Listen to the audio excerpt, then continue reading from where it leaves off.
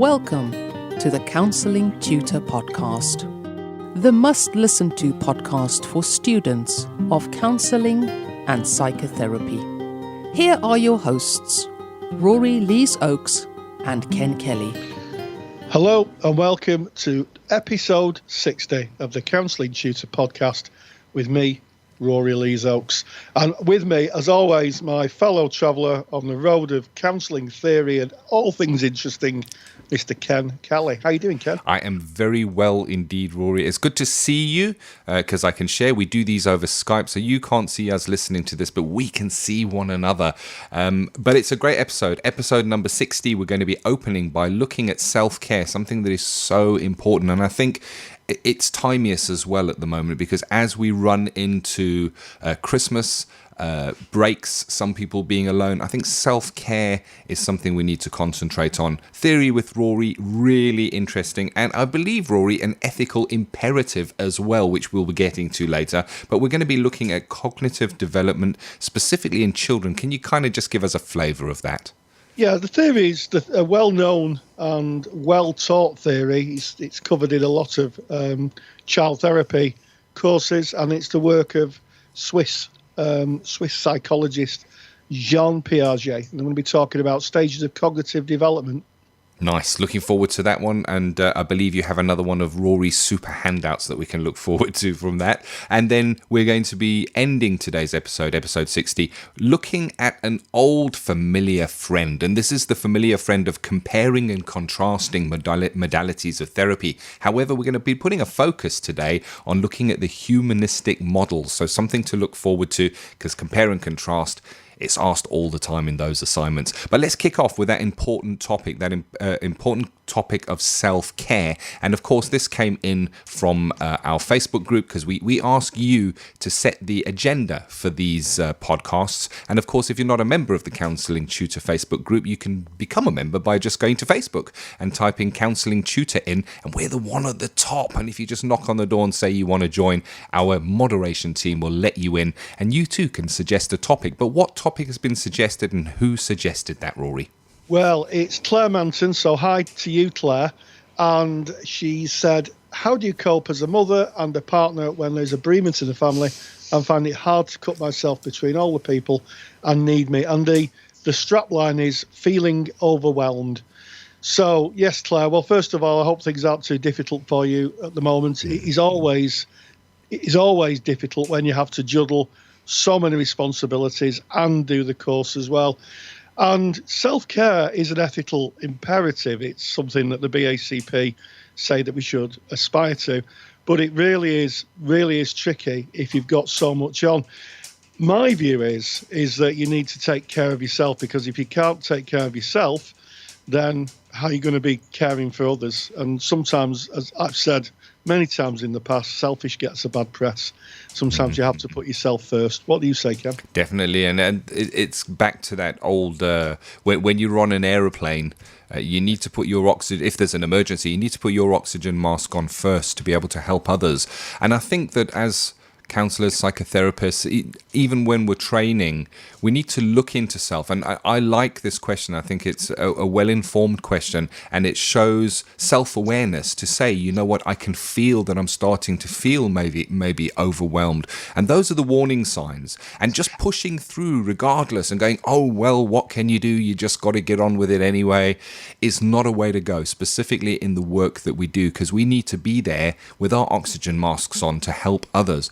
And when we start feeling those signs, when we see those symptoms in ourselves, it's time to reach out, as you did with that question, to speak to our supervisors and to look at our own personal therapy as well.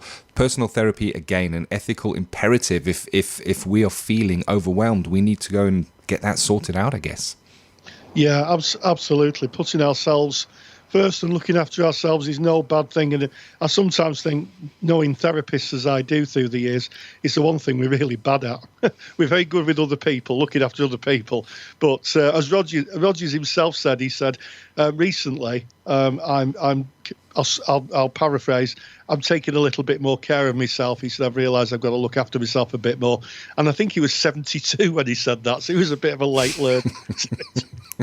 And I'll share a little bit with the audience. And indeed, Claire, my mother died halfway through my counselling training, my diploma year, and I'm not a mother, and but I did have a family and commitments and all the other stuff that I know that a lot of counselling trainees are going through.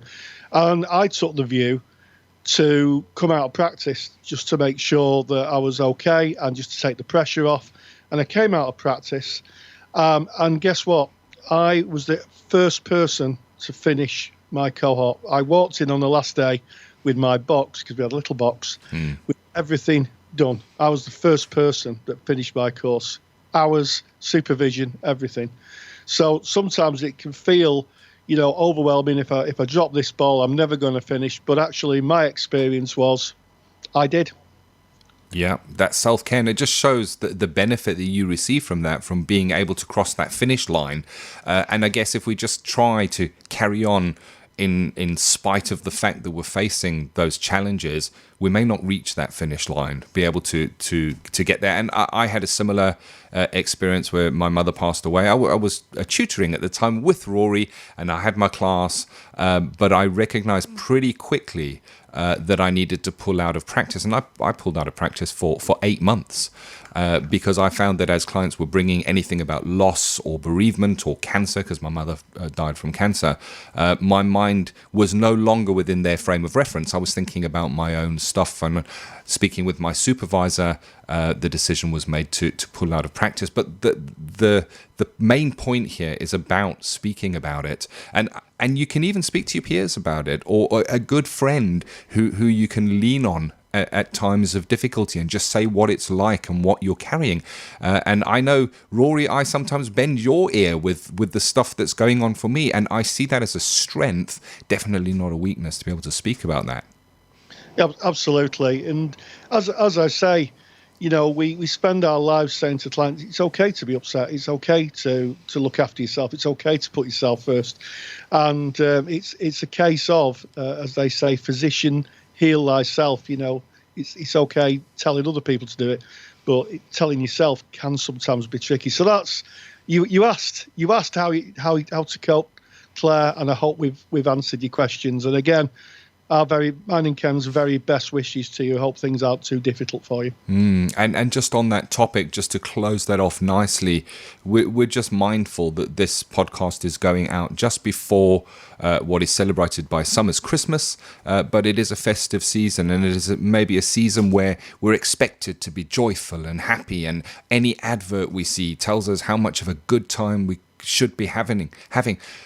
But I recognize that there can be sadness of loss and memories of people that are maybe not around at this time, for us as practitioners, for our clients. And it's just that time to maybe think about what that means. And maybe that's a good discussion for personal development group. Maybe that's a good discussion for the Facebook group as well, because that is about self-care.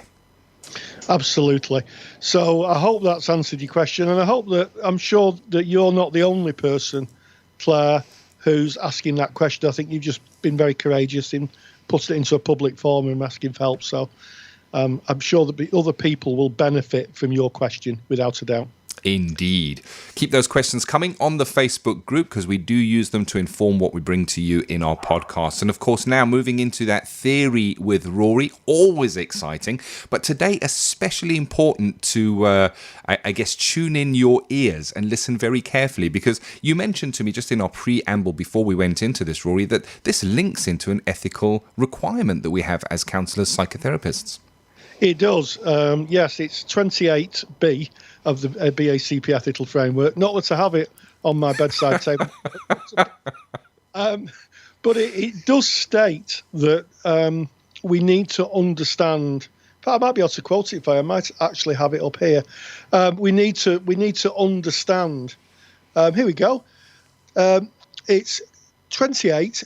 Careful consideration will be given to working with children and young people. So this is very much about children and young people. And it says, takes account of their capacity to give informed consent, whether it is appropriate to seek the consent of others who have parental responsibility for the young person and their best interest. But more tellingly, demonstrates knowledge, so knowledge and skills about ways of working that are appropriate to a young person's maturity and understanding. And what I'm going to be covering is just a behemoth, that means giant, a behemoth in child development, and that is the work of Jean Piaget. He was a Swiss practitioner who, I think I'm right in saying, he studied his own children to develop the foundations of his theory, and it's taught in child courses and child and adolescent therapy courses. I was taught it. So important, and it really does link to a lecture that I've recently given in the Counselling Study Resource about working with bereavement, children who are bereaved. And one of the key things is that you have to understand what they understand at their developmental age. Just so important. So if you want to be if you want to be a child practitioner, or you're thinking of going into that world, really isn't to be missed. But Jean Piaget gives us the building blocks of cognitive development. In other words, the shorthand is what children will be able to understand and comprehend at the age that they are. Let's get straight in and listen to Theory with Rory. Counselling Theory with Rory Lees-Oakes. One of the benefits of having a grandson is to be able to apply very gently some of the psychological theories that I've learnt through the years. And one of those theories that I'm going to talk about today is Piaget's theory of cognitive development. Now, cognitive development is basically how our brains work, how our brains are structured, and how that structuring influences the things that we can do. Now, Piaget was a Swiss developmental psychologist, and I seem to remember that he was a zoologist, primarily trained in zoology, and then he went to look at psychology in humans. And as part of that, and there's a lot of psychological theorists do, he studied his own children. There's quite a precedent for psychologists studying their own children. And he developed a theory of how children develop. And this is called Piaget Stages of Cognitive Development. So what I'm going to do is I'm going to go through the stages and just talk a little bit about how children develop. So Piaget hypothesized that from birth to 6 weeks, children have sensation really through reflexive behaviours such as movement or touching. And those things are like sucking or moving with the eyes. That's really noticeable when the child's being fed, because they tend to make eye contact with whoever's feeding them.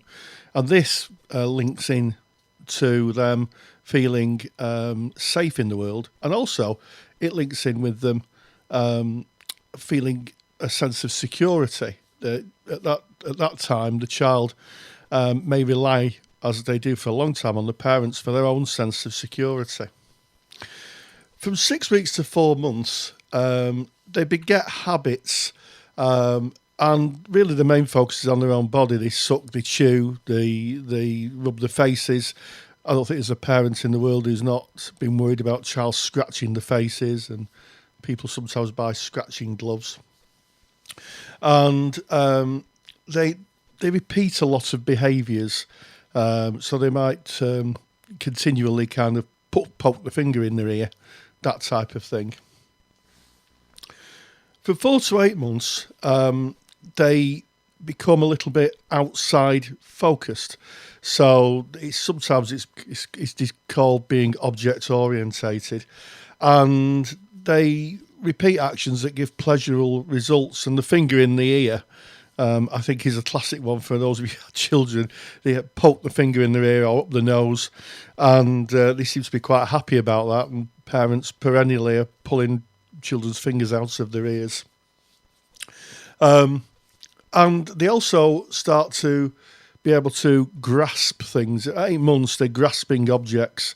So they might not be fully coordinated, but they grasp, and they can throw objects, and sometimes they slap objects off a tray or off the floor. From 8 to 12 months, coordination of vision and touch, hand-eye coordination. And this was, Piaget talks a lot about schemas, and schemas are really cognitive maps of the world. So if you think of a map of the world, a child's world being maybe the front room of your house, or where they sleep, their bedroom, they navigate round that. And there's actually a little game you can play. I don't know if any of you understand the history of Heidi Peak, or now Heidi Peak, we all do that with our children, don't we? We hide behind a towel, or we hide behind a door and go Heidi Peak. And the reason for that is to help children develop the idea that we exist when they can't see us, believe it or not. And part of the 8 to 12 month scheme is children are beginning to understand that we're still there when we're not there. I don't know how many parents have sung when they've had to go in the other room. And, we sing, I know I do as a grandparent. And the interesting thing about that is that children begin to understand that actually, just because they can't see us, we still exist. And 8 to 12 months also focus on goal orientation, which is how they make their steps. And that translates certainly to my grandson, of him running or crawling very quickly along the ground, trying to unplug the wires in my television set. This seems to be a continuing goal that he's got. And if anybody's not looking, he's like lightning as he tries to pull wires out of the back. From 12 to 18 months, infants or children are now really becoming interested in properties of objects, so how things work, and that really translates to how they work with objects. Lots of toys are interactive, and you see musical toys where a button is pressed and the music plays or a voice plays. Well, that's it. And at this time, Piaget kind of gave us the sense of children being a young scientist. They're really conducting little experiments to see what happens. And if I look at my grandson, I notice that he touches everything with one finger. He risks one finger as he pokes or touches, just to see what will happen. It's almost like a scientist gently exploring the world around them, but not wanting to risk a full hand. And then finally, we have between 18 to 12 months something that Piaget called the internalisation of schemas. So that really means that Piaget was talking about that the map of the world now becomes more internalised to the child. And they can become a bit more creative, they have a bit more insight, and they have enduring mental maps of the world. And in that, that's something like when a child starts to paint, or use paints or draws, that type of thing. They'll draw stick pictures of mum or dad or caregivers. And that is the stage 6 of Piaget's idea. He also talks about the pre-operational stage, which is a second stage, and it's where the child begins to speak, and that can last up till the age of 7. And children playing and pretending. So for those of you who've got children 7 and above, you'll see they become very creative. And this is where some children find their acting ability. It's really interesting for those of you who follow the program Stranger Things. There's a character played by Millie Bobby Brown. Some of you will have watched it, some of you won't. But basically, she's a psychic child. That's the best way to put it. What's interesting about Millie Bobby Brown, the actor, is that she started being creatively as an actor at around the age of 8, which kind of links in really well with this pre-operational stage. This imagination, if it's harnessed in a certain way, can help children be very creative. Musical instrument, acting, singing, that type of thing. And you see a lot of children going to dance classes. And they also form quite stable concepts and sometimes magical beliefs. They'll believe in things. And as part of that, that is what's called the pre-operational stage. Piaget also talks about the symbolic functional substage. And this is really about transforming concepts into logical ideas. And this is from about 2 to 4 years of age. They'll be able to communicate things in a reasonably logical way. But they sometimes have a little bit of difficulty with egotism and pre-causal thinking. So in other words, magical thinking, where they won't do something because they have an irrational fear of it. Or they might on the other hand, be egotists, where they feel that they can do anything without any consequence, and parents have to rein them in a bit.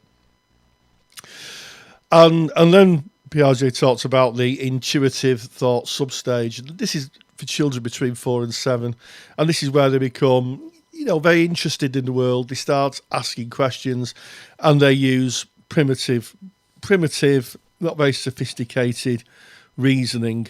One of those pieces of reasoning would be, my friend's got one, so why can't I have one? And one of the interesting pieces of research that Piaget did is the beakers reasoning. What he did was he presented a child with 2 cups of water, identical, and they had the same amount of liquid in. And the children was able to work out that they had the same amount of liquid. But if one glass was poured into a taller, thinner glass, so it's the same liquid but in a different glass, that could be a bit confusing for the child. He couldn't comprehend that the same amount of liquid was in a taller, thinner glass. And then finally, we have, well, not finally, but we do have the concrete operational stage. Now, this is where children between 7 and 11 become more logical. They can hypothesize, and they can use reasoning, so they can work out things.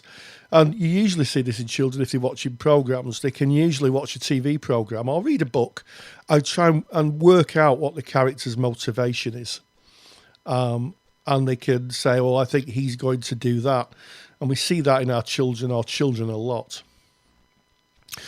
So that really is Piaget's theory of development. The final one really is the formal operational stage, which takes children through adolescence to adulthood. And they are capable of abstract thought. And this is really important for young people who are going into counselling, because when children go into counselling, we have to be thoughtful of their cognitive stages. I recently touched on this in a lecture on grief and said that you have to be really, really sure that the child understands what they're asking for. But between the ages of 15 and 20, children are able to do abstract thought. So you can see that in the way that they read books, that they, books on other universes, they're always popular. The Harry Potter classic idea of abstract thinking, people flying on broomsticks and magic and wands, and that's quite abstract. And also something called metacognition. That's a really wordy word. It's really means thinking about thinking.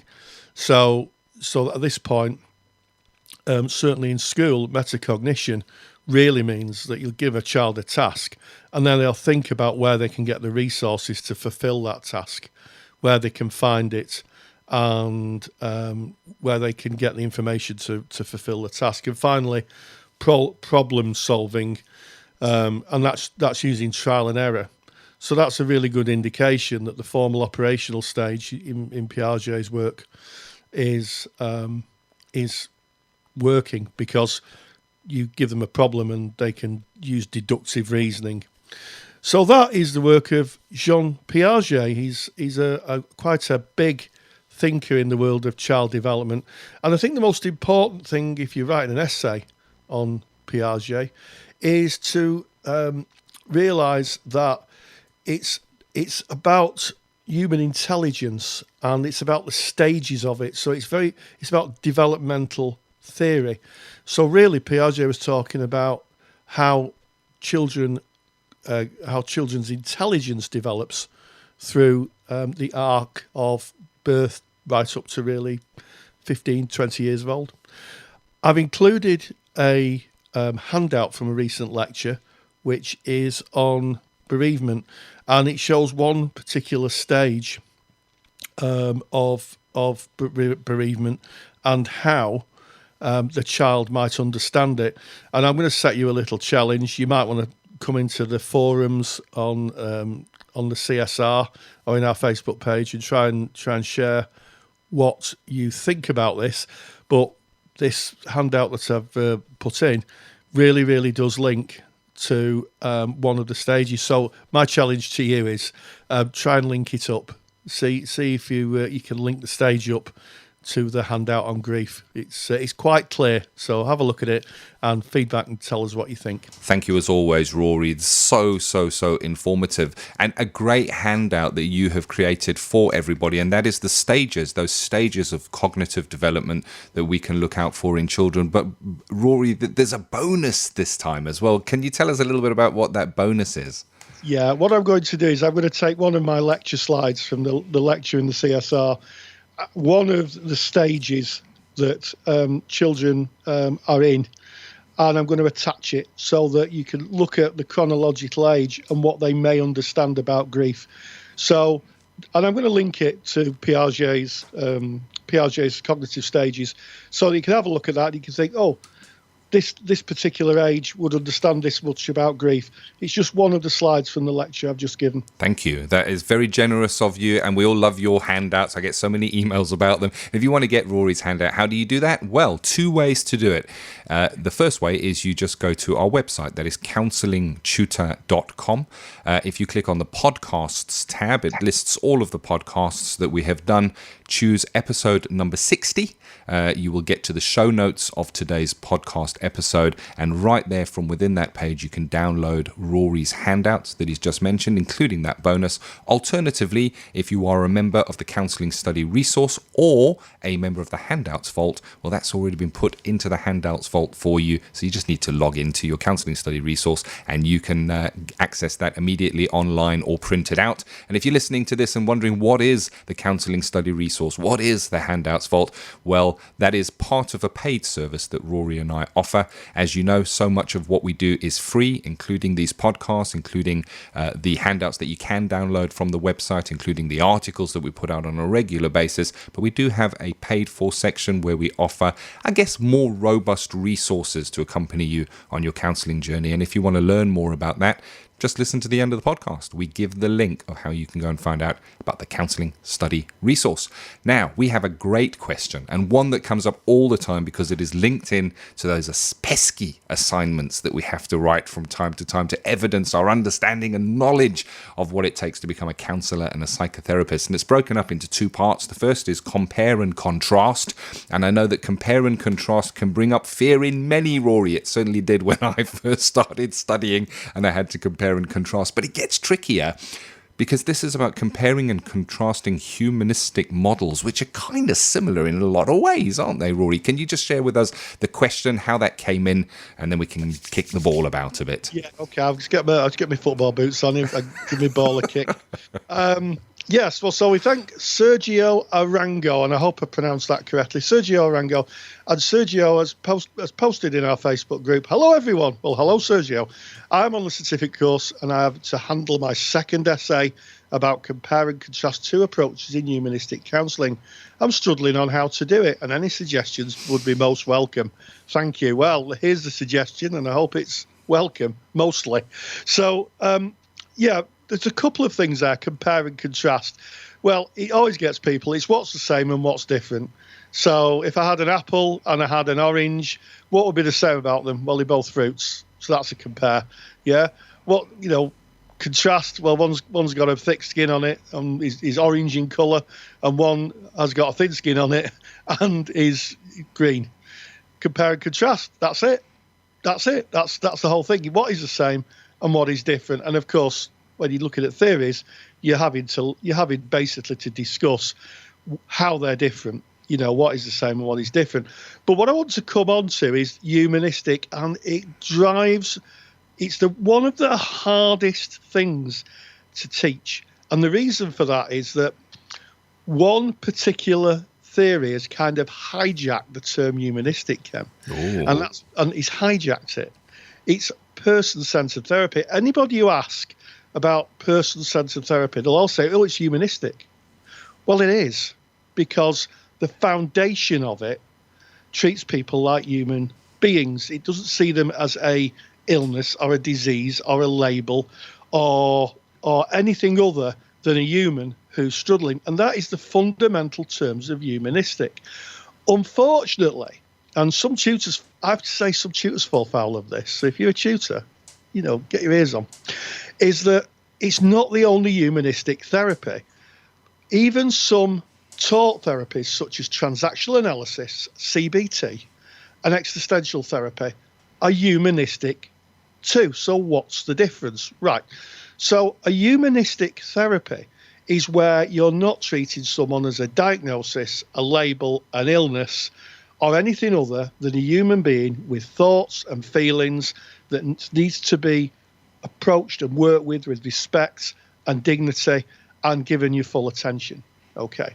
The difference between therapies is the techniques they use. So person-centered therapy is humanistic because it only uses those things as part of the theory. So it doesn't use any educative techniques, doesn't use anything else but the core conditions or the facilitative conditions. Don't get me started on that. Don't even get me started on that. The facilitative conditions of congruence, empathy, and unconditional positive regard. Okay. Now, here's the thing. Transactional analysis, modern TA therapists, and modern CBT therapists, I was talking to someone at my practice who's a CBT therapist, would use those. They would treat people as human. However, part of their therapy is to teach the model of it and to be educative. So CBT educates you with techniques about how you can avoid irrational thinking or the recurring thoughts or strategies to avoid feeling stressed. TA is a taught therapy, but it will teach you about how your history, your parenting history, being parenting, or your experience as a child informs your here and now. They're taught models, but they're all humanistic. Now, here's the complicated bit. Ken, you ready for this? Go ahead. Okay. So CBT comes from behaviorism. It finds its roots in behaviorism. So in other words, behaviorism was very much things like Pavlov's dogs ring a bell and dogs want the dinner. I don't know if anybody's studied the psychology. And it's developed from a very directive and reductionist idea of the human condition to what we have now, which is that people can have their kind of thoughts changed by using techniques. But it's done in a humanistic way. There'll be no therapist who'd ring a bell or give people electric shocks nowadays, hopefully. And also the same with TA. I was talking to Bob Cook from Manchester Institute of Psychotherapy, and he said that Eric Byrne, who developed transactional analysis, didn't talk anything about building a therapeutic relationship. In fact, he talked about going to the board 3 or 4 times and writing the model down, almost like a teacher. Now, through the years, we've got relational TA, which, here we go, takes a lot of the humanistic ideas of Rogers and builds it into the model of TA. It treats people, understands empathy, attunement, understands that you need to build a relationship first, and then you can then use the model to develop it. So I hope I've explained that clearly enough. It's basically all models of therapy are humanistic. In other words, they approach the client as a human being. But some models have the taught aspects, and it's the taught aspects and what they teach that is the difference, is the contrast. It is indeed interesting, Rory, and I can understand how it can get tricky to kind of fathom that out, because we're often asked in the comparing and contrasting of different therapeutic models to look for what's the same, what's different. We look to the school where the therapy originated, and it can get confusing and it can get muddled. And I know that you have done an in-depth lecture on this. So anybody that is a member of the Counselling Study resource, if you log in and you click on the lecture library, there is a whole lecture with a handout with a Venn diagram that kind of outlines this step by step. And the Venn diagram is very useful when it comes to assignments, because you can use it as a template really for doing your comparing and contrasting, and hopefully that will help you out. But I think that you explained that very elegantly there, and it's interesting because my daughter is in the education system at the moment, and lo and behold, guess what she's struggling with? Yes, you got it right, compare and contrast. And here's the thing, she knows the stuff. Boy, does she know the stuff. I ask her to tell me about what it is that she needs to compare and contrast. She has a great depth of knowledge of the subject. However, she's not talking about the differences. She kind of gets caught up in telling me all about and going into great depth about what her subjects that she's covering. But comparing and contrasting is about taking one sentence and then comparing it with another sentence. So it's really interesting. As you were saying there, Rory, so basically person-centered therapy is client-led, and whereas behavioral therapy is a talk model where the counsellor teaches the client. And that is comparing and contrasting those two in short sentences. Yeah, I think you've hit the criteria there, Ken. Well done. Thank you very much. You're going to put me through. Yeah. I was just listening to you say about your daughter. Sounds to me your daughter is intellectualizing it. So and that's something a lot of students do. They're so bright and so knowledgeable that actually compare and contrast is a very simple. It's very simple. It's literally like picking an apple and orange up. And sometimes we forget that part of the criteria is just quite simple. It's a simple learning task. What's the same and what's different? You'd ask a child that. What's the same and what's different? Same with the theory. And sometimes I think that, students who are really switched on struggle simplifying it. I agree with you. The advice that I gave to my daughter is pretend you're explaining this to a 4-year-old and they're hearing it for the very first time. Yeah. And I think that's a great tip, that. And often when we're writing those assignments, we feel a need to demonstrate we really know what we're talking about, that we listened well in the lectures, that we've studied and read the books. And we can overcomplicate it, we can over-intellectualize it, and it's about taking it to its lowest common denominator and explaining it as if to a 4-year-old. Yeah, and I'll share this about criteria because I recently asked the question what people struggle with. And, if someone, I used to say to my students, just tell me the colour of the wall. And they'd go, look, the wall's white in the classroom. I said, that's it. That's the question. What colour is the wall? And if I ask that in a lecture, in a criteria-based thing, I'd say the equivalent in counselling, what colour's the wall? People would give me an architectural plan, the bricks, the paint pigments, the how many chairs are in there. It's not what's being asked. What colour is the wall? Just tell me that. Compare and contrast. What is the same? What is different? In fact, one of the compares and contrast is two theorists, different names. A contrast is one was Carl Rogers and the other was Albert Ellis. Yes. Yeah, and that's a correct answer. That cannot be marked wrong. There you go. The simpler the better. Huh? The simpler the better. And I guess what is similar is that they are both therapeutic models that are used for counselling. There you have it. It's there's all everybody's assignment being written as you listen to this podcast. But it's been a great episode. Episode 60. We kicked off by looking at that self-care and how important that is to us as counsellors, psychotherapists, and routes that we can take, things that we can do about that.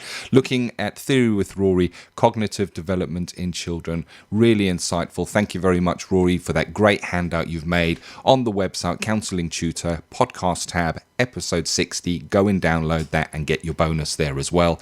And then, of course, we've closed by looking at that familiar friend of ours, hated by many, I hasten to say, that compare and contrast, and giving a bit of a focus on humanistic models. That kind of brings us to the end of episode 60, Rory.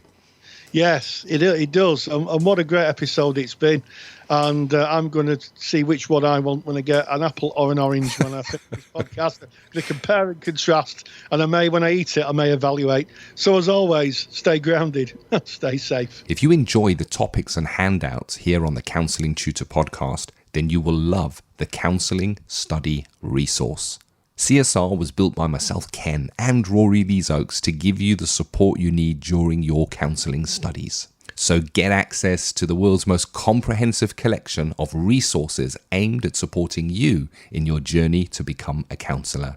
Take the stress out of your studies by visiting counsellingtutor.com/CSR. That's counsellingtutor.com/CSR. Thank you for listening to the Counselling Tutor Podcast. Find the show notes for this episode on our website at www.counsellingtutor.com.